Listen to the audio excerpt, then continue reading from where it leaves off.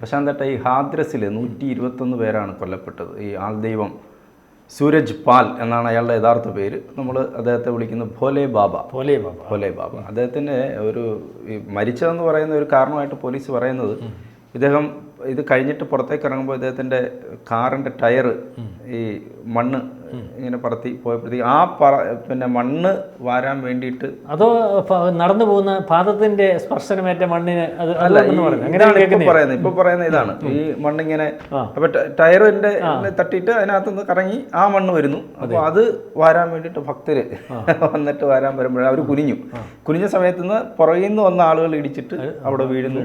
പിന്നെ ഈ ബോഡി ഗാർഡൊക്കെ ഇവരെ തടയുന്നുണ്ട് അദ്ദേഹത്തിന്റെ. അങ്ങനെയാണ് ഇത്രയും ആളുകൾ അതിദാരുണമായി കൊല്ലപ്പെട്ടത്. ഈ ആൾ ദൈവങ്ങളുടെ പിന്നാലെയൊക്കെ ആളുകൾ പോയാൽ യഥാർത്ഥ ദൈവം എന്ത് ചെയ്യും? അതെ, യഥാർത്ഥ ഇപ്പം നമ്മൾ മനസ്സിലാക്കേണ്ടത് പ്രധാനപ്പെട്ട ഒരു ഇന്ത്യയിൽ ഇപ്പം നമ്മൾ കഴിഞ്ഞ ദിവസം നോക്കിയപ്പോൾ ഈ ആൾദൈവങ്ങളുടെ നോക്കിയപ്പോൾ ഒരു 5 പേരുടെ പേരാണ്. 5 പേരുണ്ട്.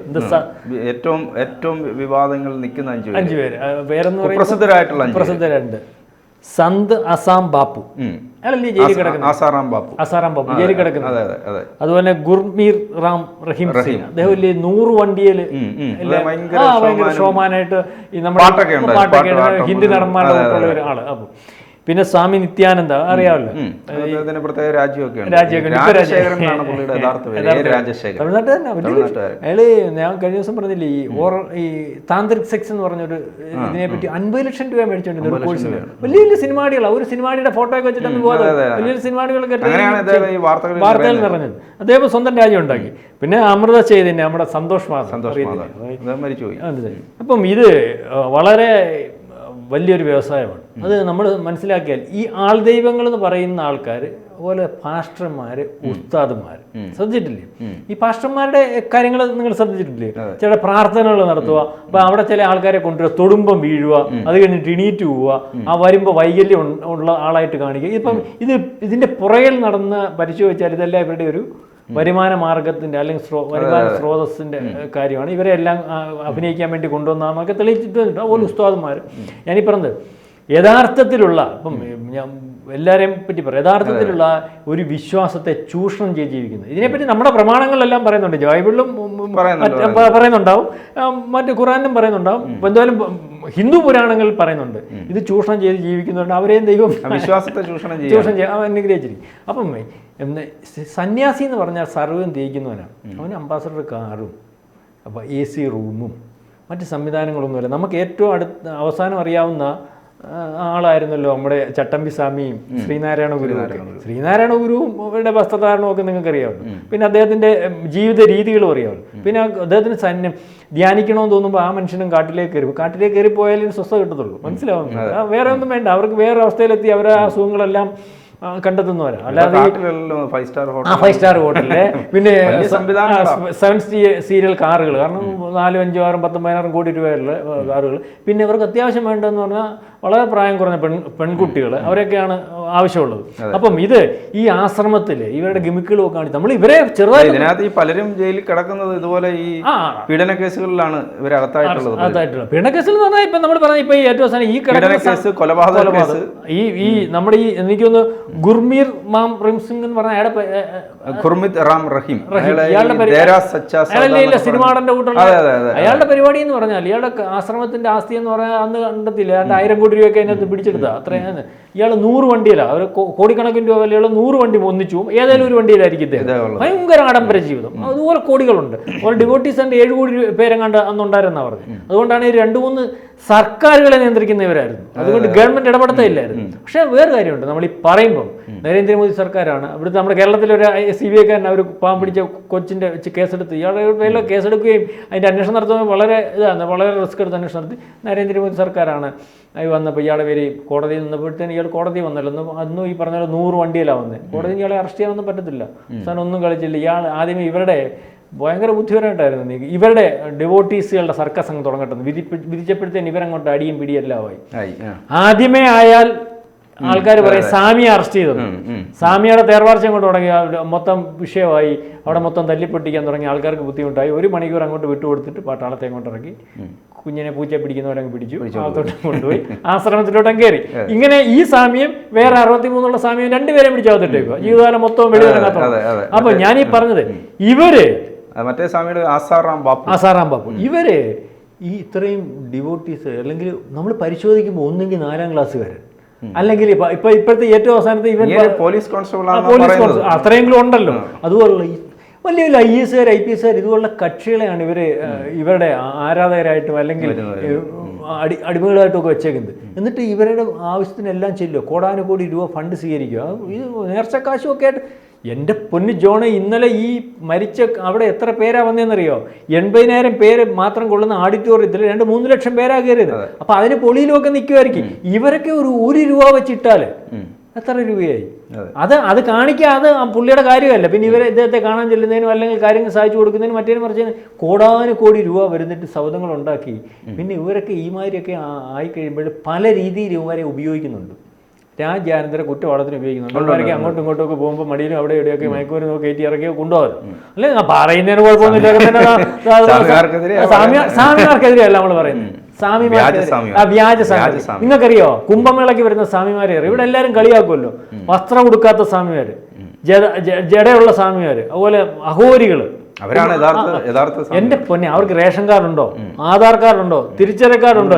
ഈ രാജ്യത്തിന് അവരെ കൊണ്ട് എന്തെങ്കിലും ബാധ്യതയുണ്ടോ? 12 കൊല്ലം കൂടിയിരിക്കുമ്പോൾ എവിടെ നിന്ന് ഇറങ്ങി വരും, തിരിച്ചവർ എവിടോട്ടോ കയറി പോകും. ആ സാമിയെ കുറ്റം പറയുന്ന ആൾക്കാർ ഇവിടെ ഉള്ളത്. ഈ രാജ്യത്തിന് ഒരു ബാധ്യതയില്ല അവരെ കൊണ്ട്.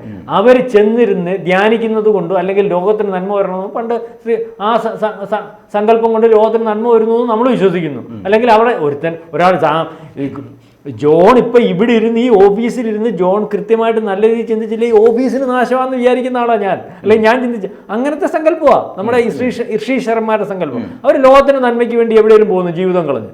അവർക്ക് ആ സ്വാമിമാരെ കുറ്റപ്പെടുത്തുന്ന ആ സ്വാമിമാരോടാണ് യുവമാർ ഈ ഇതുപോലെ കച്ചവടക്കാരായിട്ടുള്ള സ്വാമിമാരെ തൊല്ലം ചെയ്യുന്നത്. ഒരു സ്വാമിയും ഒരു സന്യാസിയും ഭൂലോകത്ത് നമ്മളുടെ കൂട്ടുള്ള സാധാരണ കുടുംബജീവിതം നയിക്കുന്നവരുടെയും അല്ലെങ്കിൽ ജോലി ജീവിക്കുന്നവരുടെ ഇടയിലില്ല. അത് പ്രത്യേകം മനസ്സിലാക്കുക. പിന്നെ നമ്മുടെ മാതാമൃതാനന്ദമയുടെ പോലെയും അല്ലെങ്കിൽ വേറെ ചില ആൾക്കാരെയും കാണുന്ന അവരിൽ ഒരു മെറിറ്റ് കാണുന്ന അവർ ചാരിറ്റി ചെയ്യുന്നുണ്ട്. നല്ലതല്ലാത്ത ഒന്നും പറയുന്നില്ല. ഒരു മതത്തെയും പ്രൊമോട്ട് ചെയ്യുന്നതായിട്ട് ഞാൻ മാതാമൃതാനന്ദമയെന്ന് കണ്ടിട്ടില്ല. എല്ലാവരെയും അവർ സ്വീകരിക്കുന്നുണ്ട്. മനസ്സിലായില്ലേ? അപ്പം അതുകൊണ്ട് നമ്മൾ അവരെ അല്ലാതെ യഥാർത്ഥ സന്യാസിമാരെന്ന് പറഞ്ഞാൽ അവരൊന്നും ഈ സാധാരണ പ്രപഞ്ചത്തിൽ അല്ലെങ്കിൽ നമ്മളെ പോലുള്ള ആൾക്കാരുടെ ഇല്ലാതെ അവർക്ക് അതിൻ്റെ കാര്യമില്ല, അവർക്ക് അത് ഒക്കത്തുമില്ല. അവർ വേറെ തലത്തിലേക്ക് പോകും, വേറെ ചിന്തയും വേറെ തലവും അവർക്ക് തലമൊന്നുമല്ല, വേറെ തലത്തിലേക്ക് പോകും. അപ്പം അവർക്ക് ഈ നമ്മുടെ ഇന്ത്യയിലൊന്നും നിൽക്കാൻ പറ്റത്തില്ല, അഡ്ജസ്റ്റ് ചെയ്യാനേ പറ്റും. നമ്മളാണ് അവർക്ക് നമ്മളെയൊക്കെ കാണുമ്പോൾ ഇതെന്തൊക്കെയോ കാണിച്ചു കൂടുന്നതായിട്ട് തോന്നും. നമ്മൾ ചില ആൾക്കാർ ഓരോന്ന് കാണിക്കുമ്പോഴേ വേറെല്ലാത്തവരും കാണിക്കുമ്പോൾ നമുക്ക് തോന്നുന്നില്ലേ, നമുക്ക് ഇച്ചിരി വേറെ കൂടി ആൾക്കാർ എന്തൊക്കെയാണ് കാണിക്കുന്നത്, ഇതെന്തിനു വേണ്ടിയാന്നൊക്കെ തോന്നുന്നു. അതുകൊണ്ട് അവരതിൻ്റെ വഴിക്കും. ഞാനീ പറഞ്ഞത് ഇത്തരത്തിലുള്ള ഇത് വടക്കേ ഇന്ത്യയിൽ വളരെ സജീവമാണ്. നമ്മൾ തമിഴ്നാട്ടിലോട്ട് ചെന്നാൽ നിങ്ങൾ കണ്ടിട്ടുണ്ടോ ഈ ആചാരങ്ങൾ അനാചാരങ്ങൾ ഉള്ള മയിൽക്കുറ്റിയെ വരെ ദൈവത്തിൻ്റെ പടം വരച്ച് വെച്ചു. അവിടെ എല്ലാം വിളങ്ങും കത്തിച്ചിട്ടുണ്ട്. ശ്രദ്ധിച്ചാൽ മതി. അപ്പം ഇത് നമുക്കൊരു പരിധി വരെ ബോധവൽക്കരണത്തിൽ കൂടെ കറക്റ്റ് ചെയ്യാൻ പറ്റത്തുള്ളൂ. ഇത് ഏറ്റവും കൂടുതൽ പടരുന്നത് എവിടാണെന്നറിയോ? ഈ പാവം പിടിച്ച ഒരു അത്താഴപ്പട്ടിണി, പാവപ്പെട്ട സ്ത്രീകളും കുട്ടികളും. അതെ അതെ, ആശ്രയം ജീവിതത്തിന് ആശ്രയം നഷ്ടപ്പെടുന്നവരാണ് ഇതുപോലെയുള്ള ആൾക്കാരുടെ കയ്യിൽപ്പെട്ടു പോകുന്നത്. കാരണം എൻ്റെ അങ്ങനെയാണല്ലോ, ആശ്രയം നഷ്ടപ്പെടുമ്പോൾ നമ്മൾ എവിടെയൊക്കെ എന്ന് പറഞ്ഞുകൊണ്ട് പാലായനം ചെയ്യുമല്ലോ. അപ്പോൾ ഇതുപോലുള്ള ഇവരുടെ അടുത്ത് ചെന്ന് വിടും, അവരിവരെ ചൂഷണം ചെയ്യും.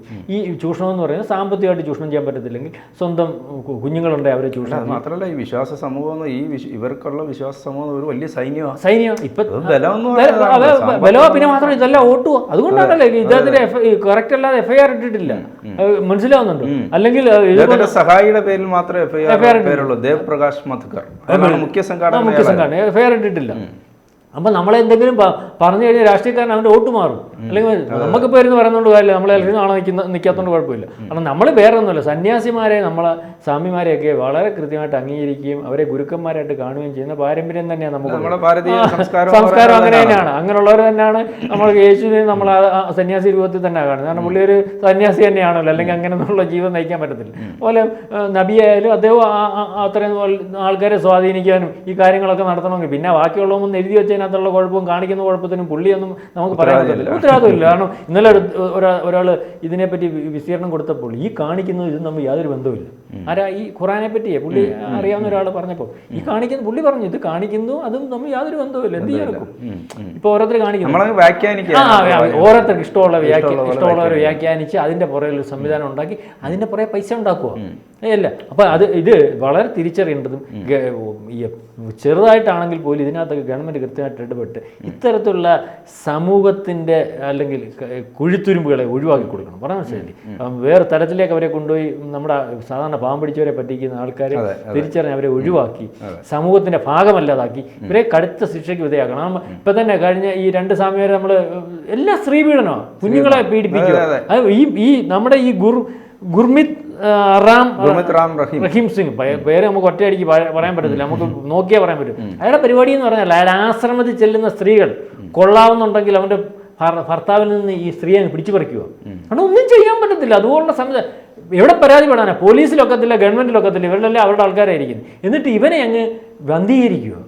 കാരണം ഇവൻ ഒരിക്കലും പിന്നെ ശാരീരിക ബന്ധത്തിൽ ഏർപ്പെടാൻ പറ്റാത്ത അങ്ങനെ 100 കണക്കിന് സ്ത്രീകൾ ആരോട് പറയാനാണ്? അവസാനം ഇവൻ ഈ എല്ലാത്തിനും ഒരു നാശമുണ്ടല്ലോ, യഥാർത്ഥ ദൈവം എന്ന് പറയുന്ന സാധനമൊക്കെ ഉണ്ടല്ലോ.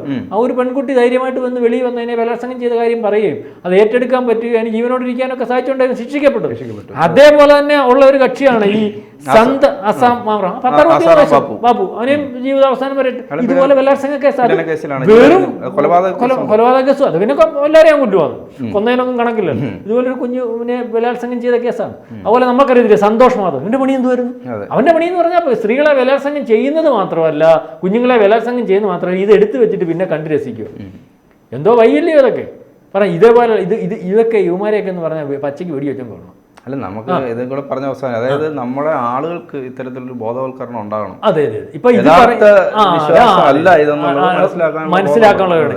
ഇതുപോലുള്ള സന്യാസിമാരെയും പാസ്റ്റർമാരെയും ഉസ്താദുമാരെയും ഒക്കെ തിരിച്ചറിയുക.